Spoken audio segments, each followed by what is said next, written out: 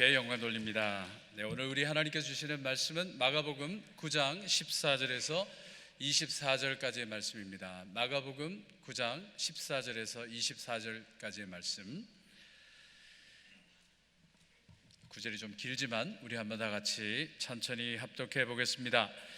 이에 그들이 제자들에게 와서 보니 큰 무리가 그들을 둘러싸고 서기관들이 그들과 더불어 변론하고 있더라.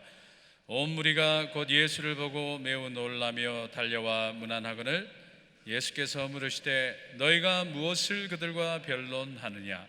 무리 중에 하나가 대답하되 선생님, 말 못하게 귀신 들린 내 아들을 선생님께 데려왔나이다. 귀신이 어디서든지 그를 잡으면 거꾸러져 거품을 흘리며 이를 갈며 그리고 파리해지는지라. 내가 선생님의 제자들에게 내쫓아달라 하였으나 그들이 능히 하지 못하더이다. 대답하여 이르시되 믿음이 없는 세대여, 내가 얼마나 너희와 함께 있으며 얼마나 너희에게 참으리요. 그를 내게로 데려오라 하시매 이에 데리고 오니 귀신이 예수를 보고 곧 그 아이로 심히 경련을 일으키게 하는지라. 그가 땅에 엎드러져 구르며 거품을 흘리더라. 예수께서 그 아버지에게 물으시되 언제부터 이렇게 되었느냐 하시니 이르되 어릴 때부터니이다. 귀신이 그를 죽이려고 불과 물에 자주 던졌나이다. 그러나 무엇을 하실 수 있거든 우리를 불쌍히 여기사 도와주옵소서. 예수께서 이르시되 할 수 있거든이 무슨 말이냐? 믿는 자에게는 능히 하지 못할 일이 없느니라 하시니 곧 그 아이의 아버지가 소리를 질러 이르되 내가 믿나이다. 나의 믿음 없는 것을 도와주소서 하더라. 아멘. 네, 이제 심우진 목사님 나오셔서 예수님께 드릴 바른 응답이라는 말씀 전하실 때 큰 은혜 임하시기 바랍니다.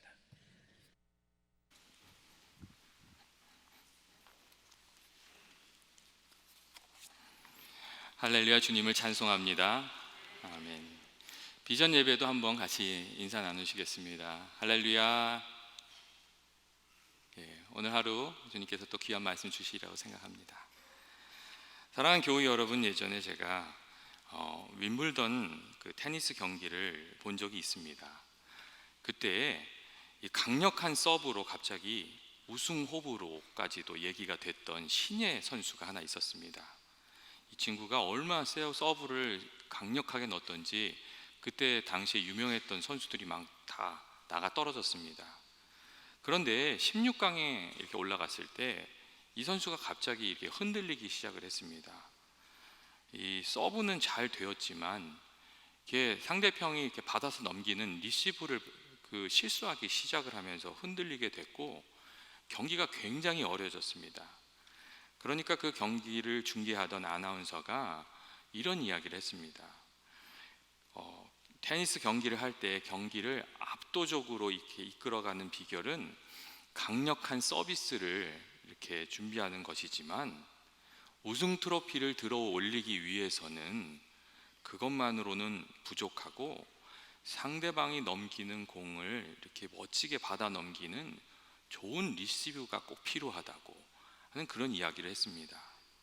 공격도 중요하지만 수비도 중요하고 상대방으로부터 날아오는 공을 잘 받아 넘기는 기술이 있어야 공격의 기회를 다시 잡을 수 있고 또 승리도 이끌어 갈 수 있다는 그런 이야기였습니다.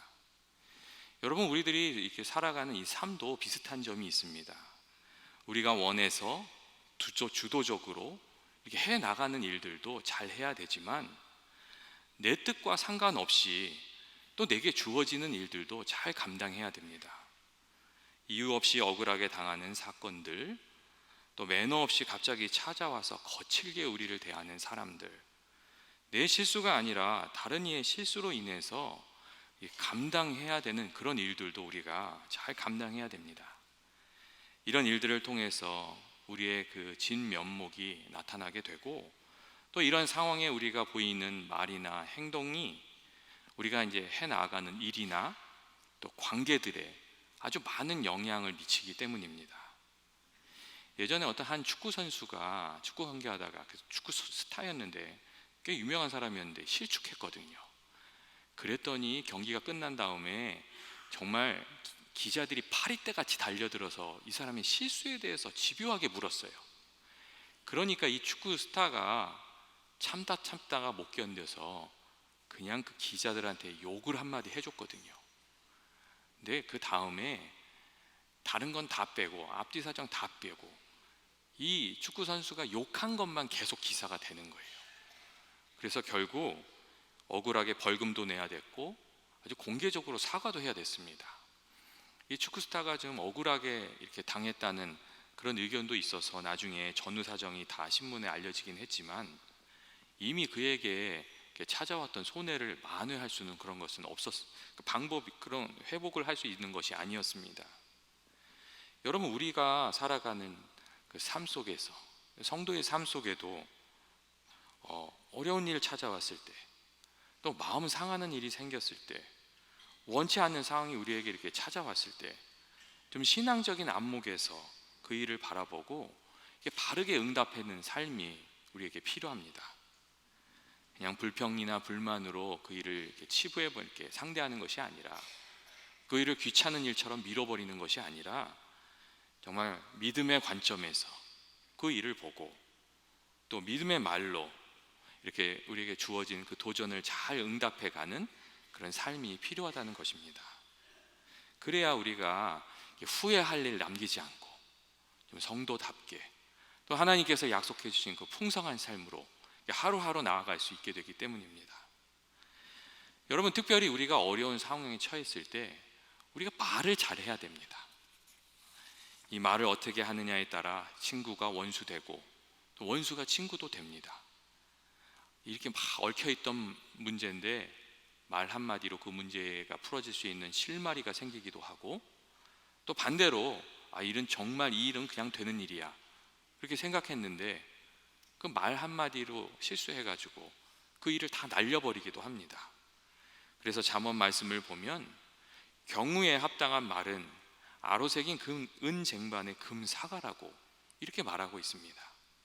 상황에 적절하고 특별히 갈등의 상황이 있을 때 그것을 풀어낼 수 있는 지혜로운 말, 그런 말들, 그 지혜로운 말이 가지는 가치가 헤아릴 수 없이 귀하다는 것입니다. 그래서 사실 우리가 이렇게 살아갈 때 내가 하는 말은 어떤 말인가, 내가 하는 말은 어떤 열매를 맺고 있는 그런 말인가, 그런 것을 좀 살펴볼 필요도 있습니다. 제가 얼마 전에 책 한 권을 읽었는데 그 책에 그런 얘기가 있더라고요. 무례하고 거친 사람들을 만나서 문제가 이렇게 크게 이렇게 벌어지지 않도록 하기 위해서, 어떻게 갈등의 상황에 이렇게 처해 있을 때 그 갈등을 이렇게 해결하기 위해서 우리가 그때 이렇게 그 중요한 순간에 이렇게 던져야 하는 말을 좀 배울 필요가 있다, 그런 이야기를 하더라고요. 문제가 더 커지지 않기 위해서 막 무례하게 행동하는 사람한테 갑자기 화를 확 내면 그 일이 더 커지잖아요. 그러니까 그럴 때 우리가 그 사람들한테 던져야 하는 말, 또 나 자신에게 던져야 하는 말, 그 말을 좀 배워야 할 필요가 있다, 그런 이야기가 좀 있었습니다. 먼저 이 자기 자신한테 하는 말, 내 마음을 다스려주는 말을 좀 가지고 있어야 된다고 그 사람은 얘기하고 있었어요. 그분은 이 분노를 의미하는 앵거라는 단어에 한 글자만 더하면 데인저가 된다고, 이 큰 문제가 된다고 얘기를 하면서, 이 부글부글 마음이 끓어오르기 시작하면 상대편의 말 듣다가 내가 나 자신에게 좀 말을 해야 된다고 그렇게 이야기를 했습니다. 그때 이제 나 자신에게 던져야 되는 말이 뭐냐면, 와, 저 사람은 왜 저렇게 화가 났을까? 그 질문이라고 그렇게 얘기했습니다. 그리고 내가 만약에 저 사람의 상황이 되면 나는 어떨까? 이 두 가지 질문을 스스로에게 던지라고, 내가 나한테 좀 얘기를 해야 된다고 그렇게 이야기를 했습니다. 이렇게 저 사람이 왜 화가 났을까? 그 이유가 뭘까? 또 내가 그 상황이라면 어떤 기분일까? 이렇게 상대방에 대해서 공감의 자세를 취하는 말을 나 자신에게 스스로 던지면 이 타인에 대한 상황을 조금이나마 이렇게 좀 이해할 수 있게 되고, 이 상황이 좀 이해가 되면 그 상대방이 나에게 하는 그 무례한 행동이 여전히 마음에 들지는 않더라도 내가 내 마음은 지킬 수 있다고, 내가 열받아서 확 쏴붙이는 그런 일은 하지 않게 된다고. 그렇기 때문에 나 자신한테 좀 질문을 던지는 시간을 가지라고 이렇게 조언을 하고 있었습니다. 그리고 이야기를 하나 들려주고 있었는데, 어떤 분의 어머니가 마지막 3년을 요양원에서 계셨대요. 그래서 토요일마다 이 딸이 어머니를 찾아가서 뵀던 거예요. 그런데 요양원에 가서 어머니를 뵐 때마다 마음이 너무 무거웠대요. 왜냐하면 어머니를 뵙는 그 순간부터 떠나는 시간까지 어머니가 계속 불평을 했거든요.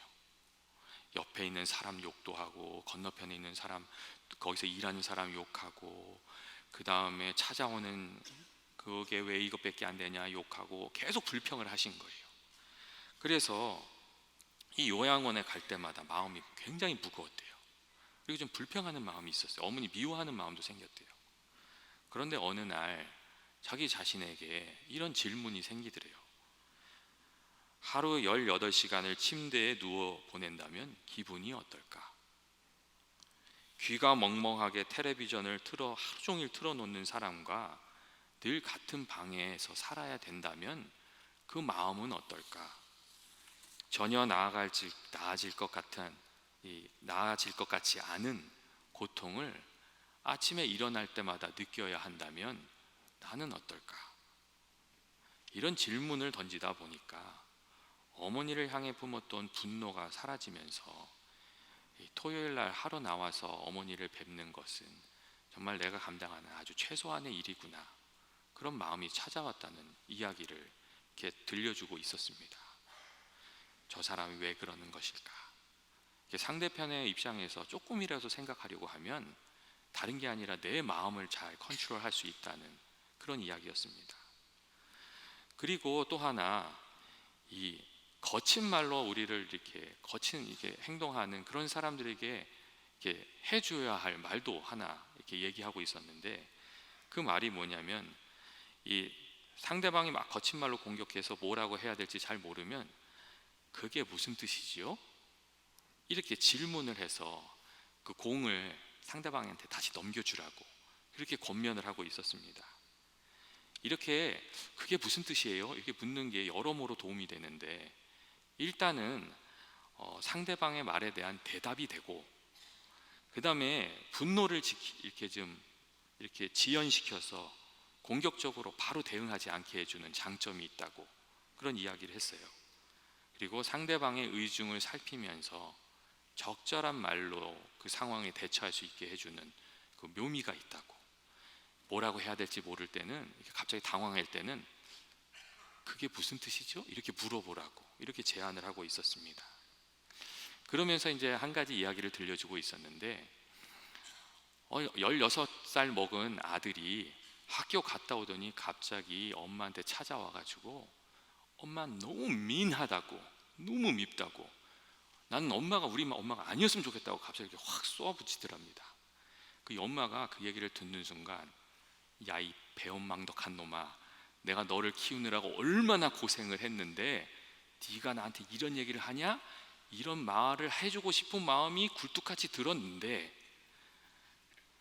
그 말을 해봤자 별 소용이 없을 것 같은 생각이 들더랍니다. 그리고 이 말을 하는 이 방법을 좀 배웠던 분이셨어요. 그래서 그 순간에 야, 그게 무슨 말이냐? 이렇게 한마디를 던졌대요. 그랬더니 아들이 하는 말이, 다 친구들이 그 어느 집에 모여서 밤새도록 놀면서 슬립오버를 하는데 엄마 때문에 나만 거기서 빠졌다고 그렇게 불평을 하더래요. 그래서 그 엄마가 네가 그 자리에 가지 못하게 된 이유는 사실 그 다음날 있을 학기 경기 때문이라고 이렇게 얘기를 할 수 있는, 설명을 하면서 대화를 풀어갈 수 있는 기회를 잡았다는 그런 이야기였습니다. 엄마에 대한 공격을 확 품었을 때 엄마가 얼마나 좋은 엄마인지, 얼마나 엄마가 나쁜 엄마인지 이렇게 디베이트하는 것이 아니라 문제의 상황, 그 원인이 뭔지를 보면서 그것을 좀 해결할 수 있는, 다룰 수 있는 그런 기회를 가지게 되었다고. 뭐라고 대답할지 모를 때는 그게 무슨 뜻이냐고 물어보라고 이런 이야기를 이렇게 제안하고 있었습니다. 교우 여러분, 저 사람이 왜 그렇게 하는 걸까? 도대체 그게 무슨 말이냐? 이렇게 묻는 말들이 모든 상황에 적용되는 그런 이야기는 아닐 겁니다. 하지만 우리에게 찾아오는 문제들을 현명하게 대처하기 위해서 우리가 평상시에 하는 말이 어떤 말인지 그건 좀 살펴볼 필요가 있습니다. 그리고 우리 마음을 좀 다스리는 말, 그리고 상대방의 의중을 좀 살피는 말, 이런 말들은 좀 배울 필요가 있습니다. 또 우리가 신앙적인 언어들도 좀 배울 필요가 있지 않습니까? 그걸 좀 사용해야 됩니다. 우리에게 어려운 일을 이렇게 주는 사람 찾아올 때 우리가 예수님이라면 어떻게 하실까? 이렇게 한마디만 물어도 우리가 우리 마음을 다스리고 또 이렇게 긍정적으로 바른 응답을 해 나갈 수 있게 됩니다. 그래서 내게 들려주는 말도 좀 배워야 되고 다른 사람에게 내가 어떤 말을 하고 있는지도 좀 살펴봐야 됩니다. 여러분, 우리들이 신앙생활 하는 것도 그렇습니다. 우리 신앙생활 하는 것도 이 말이 무척 중요합니다. 우리가 말로 우리들의 삶에 심고 그 말로 심은 것을 우리가 거두면서 살아가기 때문입니다. 우리가 말로 사랑을 심고 그 사랑을 거둡니다. 그리고 여러분, 우리가 믿음의 말을 심으면 믿음의 열매를 거둡니다. 반대로 우리가 불신과 부정의 말을 심으면 우리의 일이 또 그렇게 어렵게 되는 경우가 많이 있습니다. 이건 제가 농담으로 드리는 얘기니까 아시죠? 농담으로 받으셔야 되는 거예요. 예전에 어떤 목사님 한 분이 한국이 어떻게 이렇게 놀라게 발전을 했을까? 아무것도 없는데 6.25가 끝나고 그 폐허에서 어떻게 우리나라가 이렇게 발전했을까? 곰곰이 연구를 해봤다고 합니다. 그리고 결론이 뭐였냐면 다 어머니들이 아이들을 키울 때 말을 잘해서 우리나라가 잘된 것이다, 이렇게 결론이 났답니다. 그리고 하시는 말씀이 애들이 어려서 코를 흘릴 때 휴지를 딱 들어서 자, 흥해라, 자, 흥해라, 이렇게 얘기를 하는 바람에 잘 됐다는 그런 농담을 하시는, 아직 못 알아들으신 분들이 있으신데, 그런 이야기가 있습니다. 그냥 그 목사님이 농담을 하시면서 우리가 정말 말을 아주 파지티브하게, 긍정적으로, 신앙적으로, 믿음의 말, 이런 걸 좀 해야 된다는 그런 이야기를 하셨습니다. 여러분, 오늘 성경의 말씀도 우리들에게 그러한 점을 가르쳐 주고 있습니다. 상황이 어떠하든지, 또 상황이 얼마나 어려워졌든지, 어떤 상황이 찾아오든지 우리가 믿음의 안목 가지고, 믿음의 자세 가지고 믿음의 말로 응답하면서 살아가야 된다고 그렇게 가르쳐 주고 있습니다. 예수님께서 그 베드로와 안드레아, 요한 이 세 사람을 데리고 산으로 올라가신 때가 있으셨습니다. 그리고 그곳에서 엘리야도 만나고 모세도 만나셨어요. 그곳에서 이렇게 몸이 변화되셨어요. 그걸 우리가 변화산 사건이라고 얘기하잖아요. 근데 그 사건을 다 마치시고 예수님께서 땅으로 다시 내려오셨어요. 산 아래로. 그리고 예수님께서 산 아래로 내려오셔서 목격한 장면이 뭐였냐면, 남아있는 제자들과 그 사람들, 그리고 서기관들이 막 웅성웅성거리면서 막 논쟁을 하는 그런 모습이었어요. 그래서 예수님께서 사람을 불러서 이게 무슨 상황이냐고 물어보셨어요.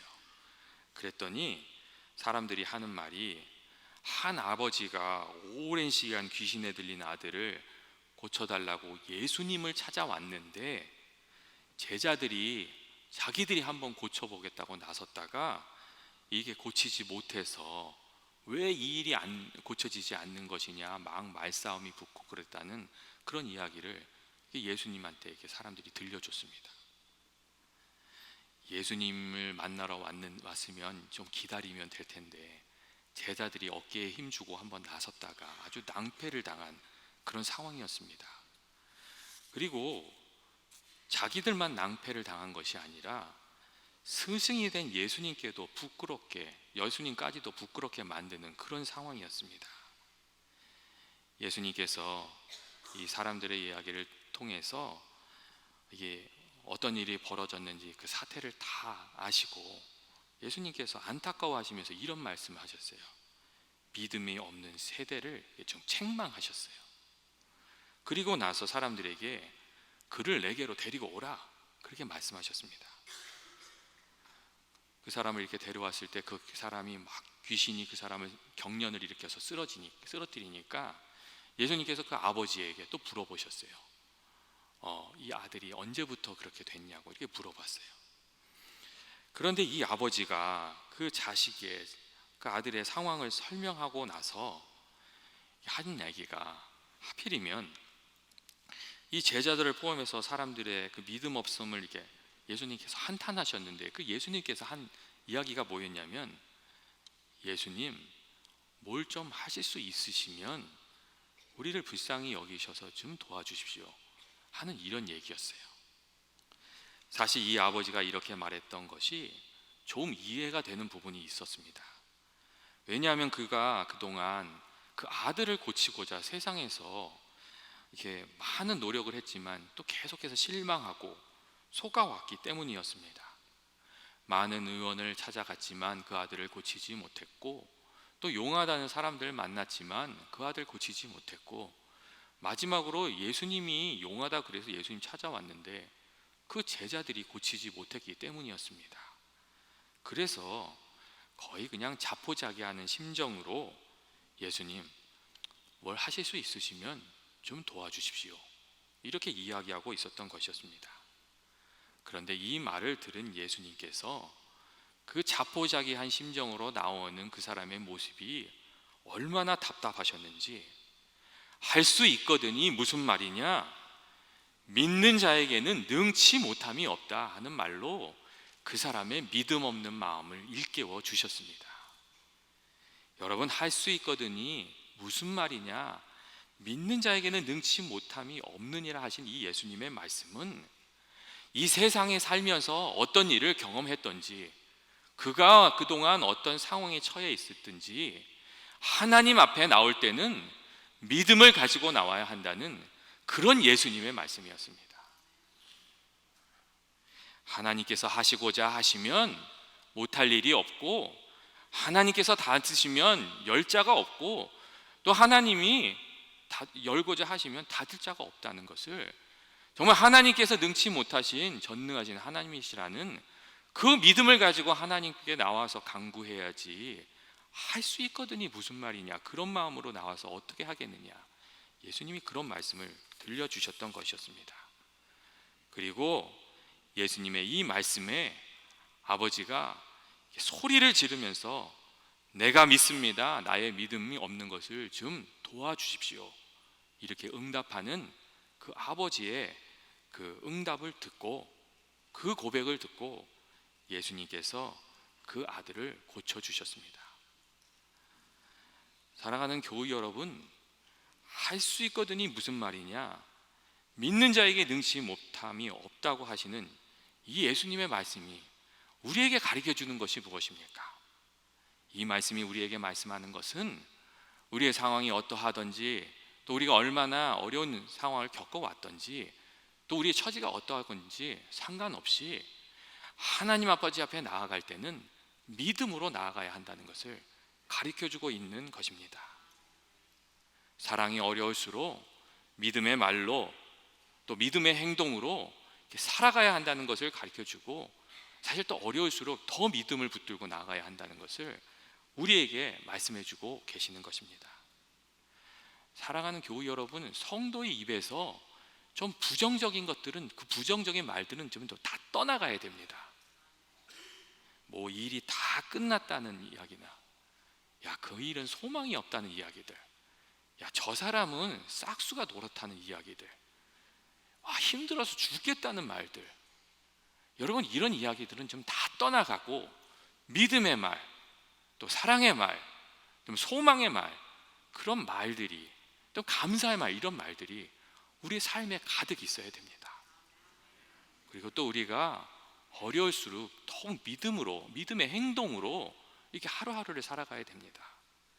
이렇게 무슨 일이 있고 어려움이 찾아오면 정말 교회에 나와서 열심히 기도하면서 또 열심히 일하면서 그 일을 좀 헤쳐나가고, 우리가 그렇게 애쓰고 노력하는데도 그 일이 잘 풀리지 않으면 이게 낙심하고 이게 불평하고 이러는 것이 아니라 하나님께서 그 길이 아니고 어떤 길로 나를 인도하려고 하시길래 이 길을 막으시는가, 좀 이런 믿음의 안목으로 그 상황을 보고 또 믿음의 말로 기도하면서 이렇게 좀 믿음의 행동으로 나아가는 우리들이 되어야 됩니다.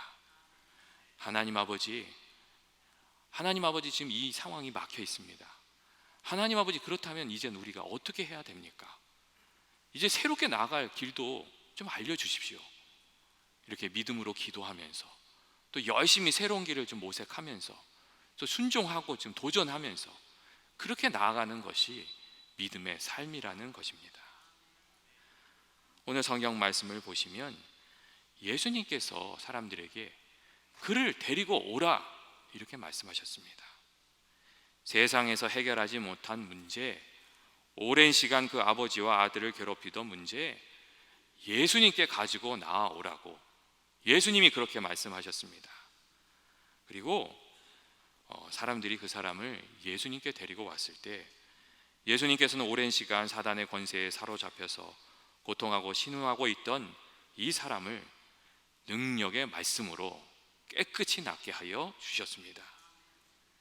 예수님의 능력을 눈으로 보게 하고 불신앙이 아니라 신앙으로 예수님을 향한 믿음의 자세를 늘 견지하면서 살아가야 한다고 그렇게 가르쳐 주셨습니다. 사랑하는 교우 여러분, 예수 믿는 우리들이 어떻게 살아가야 되겠습니까? 예수님을 붙들고 예수 믿는 믿음으로, 그리고 하나님께는 정말 능치 못한 일이 없다는 그 확실한 믿음으로 기도하면서 또 순종하면서 도전하면서 그렇게 우리가 살아가야 됩니다. 올 한 해 연합의 모든 교우들이 믿음 안에서 주님을 바라보면서 믿음의 도전으로 늘 살아가시는 모두가 되시길 주님의 이름으로 축원드립니다. 같이 기도하시겠습니다. 우리의 힘과 능력이 되신 하나님 아버지, 우리들이 주님을 믿는 믿음으로 늘 살아가게 하여 주옵소서. 어려움이 찾아올 때 믿음의 눈으로 그 모든 일들을 바라보게 하시고 또 믿음의 말을 하게 하시고 믿음으로 주님과 동행하며 살아가는 저희 모두가 되게 하여 주시옵소서. 예수님의 이름으로 기도합니다.